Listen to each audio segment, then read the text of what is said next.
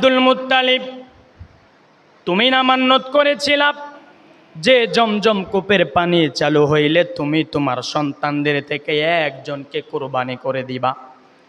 রে Abdul Muttalib, এখন তো সময় হয়েছে, তুমি এখনো কেন তোমার পুত্রদের থেকে একজনকে কুরবানি দাও না? আব্দুল মুত্তালিব হাউমাউ করে কান্না করে ঘুম থেকে জাগলো। একদিন মনে করলো আব্দুল মুত্তালিব হয়তো বা দুঃস্বপ্ন দেখেছে। না না, পরবর্তীতে আবার একই স্বপ্ন আব্দুল মুত্তালিব দেখল। দ্বিতীয়বার এমনই স্বপ্ন দেখাইল, তৃতীয়বার আবারও এমন স্বপ্ন দেখাইল।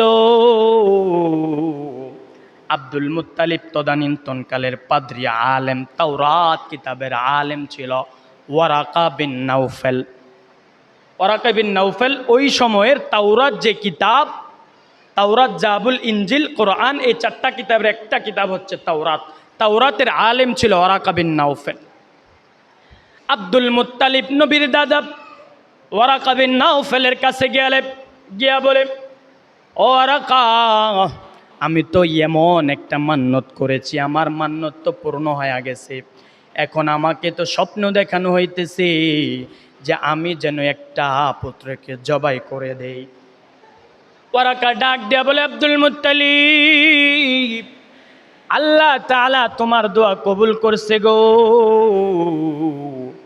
এখন তোমার কর্তব্য হইল, কাজ হইল, তুমি তোমার 10 সন্তান থেকে একটা সন্তানকে কুরবানি দিয়া দাও। বাবার মন তো মানে না। আব্দুল মুত্তালিব নবীর দাদা পরামর্শ করলো 10 সন্তানের সাথে, এরে প্রাণীর সন্তানেরা, আমি তো এমনভাবে একটা মান্যত করেছি, আল্লাহ তো আমার মান্যত পূর্ণ করছে, জমজম কূপের পানিটা চালু করে দিছে। ও সন্তানেরা, বলো না তোমরা এবার কে স্বেচ্ছায় আমার কাছে আসতে চাও, যাকে আমি আল্লাহর জন্য কুরবানি দিব? বলেন তো কে রাজি হবে? কেউ রাজি হবে? আমি আপনি হইলে রাজি হইতাম নাকি? কেউ রাজি হয় না। বড় ছেলে ডাক দিয়া বলে, আব্বা, আপনি কি মান্যতের সময় নির্দিষ্ট করে আমার নাম বলছিলেন? বলে না, তাহলে আমি বিদায়। দ্বিতীয় ছেলে ডাক দিয়া বলে, প্রাণের বাবা গো, আপনি তো আমার নামটাও নেন নাই। বলে না। এইভাবে বিদায় হইতে হইতে একেবারে 9 জন চলে গেল। ছোট সন্তান আব্দুল্লাহ, নবীর পিতা, ওই আব্দুল্লাহ ছোট সন্তান।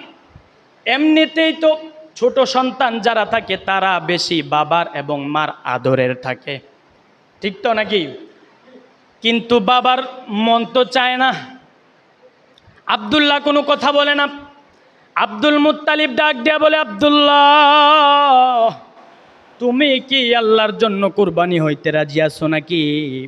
আব্দুল্লাহ বলে, প্রাণের বাবা গো, আল্লাহ যেহেতু আপনার দোয়া কবুল করেছে, তাহলে আপনি তো আপনার দোয়া কবুল হওয়ার কারণে কাজ পূর্ণ করতে হবে। ও প্রাণের বাবা, আমি সে ইচ্ছায় আল্লাহর জন্য কুরবানি হইতে চাই গো। আপনি আমাকে লইয়া কাবা প্রান্তরে গিয়া জমজমের সামনে কুরবানিয়া দিয়ে দেন, আমার কোনো আফসোস নাই। আরে ভাই, যদি আব্দুল্লাহ রাজি হয়ে গেছে, এরপরেও বাবার মন শান্ত না। বাবার মন সায় দেয় না যে তার পুত্রকে কুরবানি দিয়া দিবে।